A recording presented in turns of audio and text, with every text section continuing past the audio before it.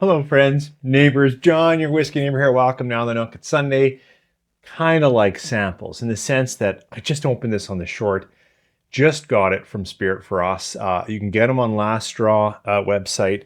This is a 4.5 year pot still. It would be called if it was in Ireland. I believe it's malted and unmalted barley. So it's also a single malt. You could say it's only barley from Macaloney's. Whoops. Let's hold the bottle right. Anyways, I'm excited. I just opened this up. I just got it on Friday. So first thoughts, but I thought you should know at least those. So pour a Canadian single malt if you have it, something from Macaloney's, and sip along. Let's see what we get. 3, 4.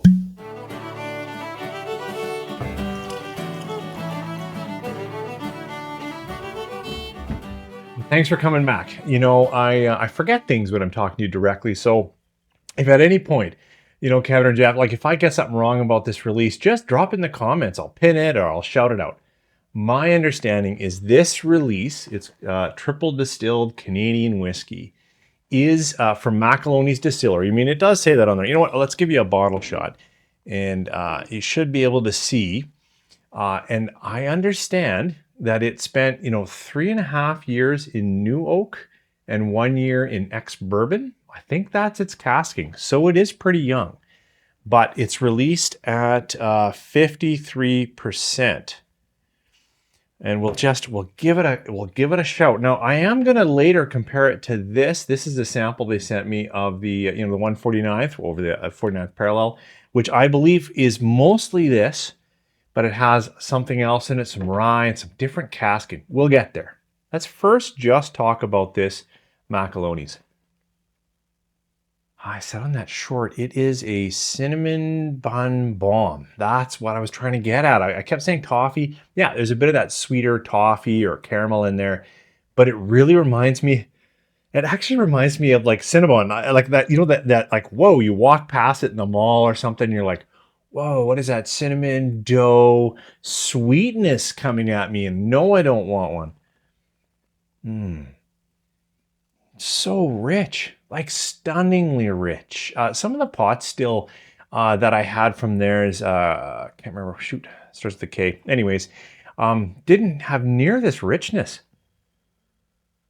But it's got all kinds of that. Now it's got a little bit of malt sugar, a little bit of oak tannin, I would say. Actually, a little bit of spicy oak.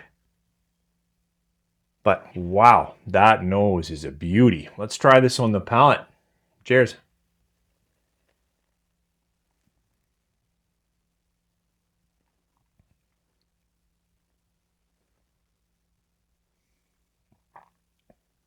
So that's my first real sip. I had a quick one on the short, but it's bold. Now I am getting layers of a little bit of spiciness, a little bit of, malted barley sweetness, but there's something perky in there. This better have some of that unmalted barley in it, because that's what I think I'm getting. A little bit of that spiciness that you get from a pot still. Try another sip. Cheers.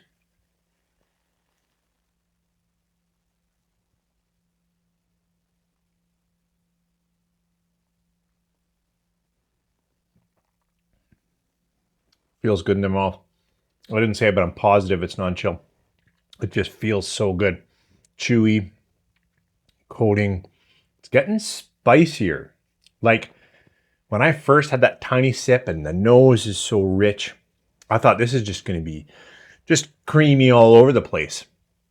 But it has some kick. My tongue is going, hello, a little bit of, red hot cinnamon, that kind of, big red gum. I'm trying to think of the things that you put in your mouth and you chew and they're still sweet. So I can't say, like, it's not a chili heat or a savory heat. It is sweeter heat. And so those are the kinds of things that come to mind.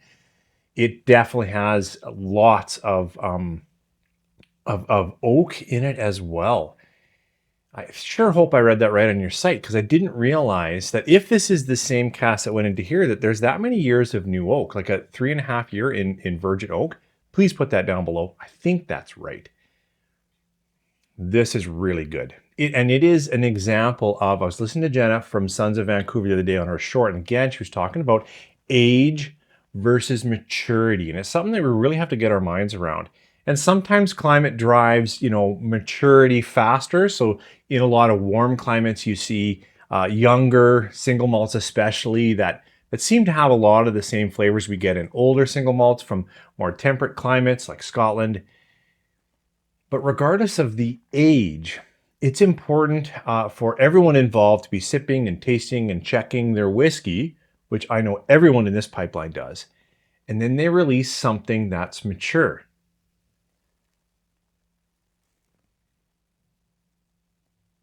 And why I'm going to say this is mature. That third sip on the end, I got a little bit of grassy notes, a little bit of younger grain notes. So it's still there. It's only 4.5 years old. But it tastes mature, and you'll enjoy it if you like this style of whiskey. It's not going to offend. It doesn't have high alcohols or that toluene taste or that paint thinner taste. None of that here. So whether it's casking, whether it's the way they put their distillate down, this is a mature whiskey, even though it's a young whiskey. Now that's early first thoughts, but they're good thoughts. Okay, I wanted to try it against, the 149th, and I'll do a bottle shot this tiny one. I have no idea whether you'll be able to see that or not. But this one that I believe was 98% this whiskey, I think. Like, I don't know. I think that was what this was. 98% the same cask that this was, and then like 2% a rye. And so if that's the case, then this also has the same kind of new oak and ex-bourbon. But then the rye, I know for sure it has some, I never say it right, but that Amburana cask and then Jamaican rum cask. So there's rum cask, Amburana, and new oak and ex-bourbon. A lot more casking going on here. And it's only like, I think, 2% of that rye in those different casks. But it is a different beast on the nose. It is funky, and I get a bit more cherry. I also get some interesting woods, just some different, almost a cedar plank wood, like a little bit of pine, that kind of thing. Like it's got a different oak. If that's just from that 2%, wow. Let's try this one on the palate. Cheers.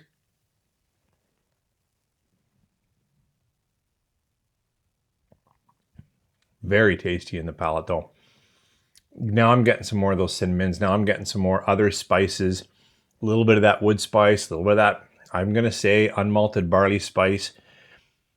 Also perks up across the tongue, but interesting that it doesn't perk up as much as this one. It's still there. Now it's also a little bit more whiskey here in the tasting, so there will be less of that just whiskey taste. But it still has, it's not overwhelming. It's maybe settled in this little sample, or I've adjusted to it. Let's try another sip. Cheers.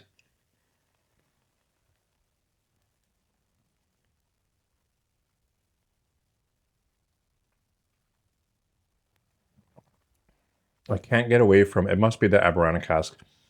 It's got a little more rye spice now. Now it is like on the front of my palate, like front of my tongue. Maybe I held it there longer.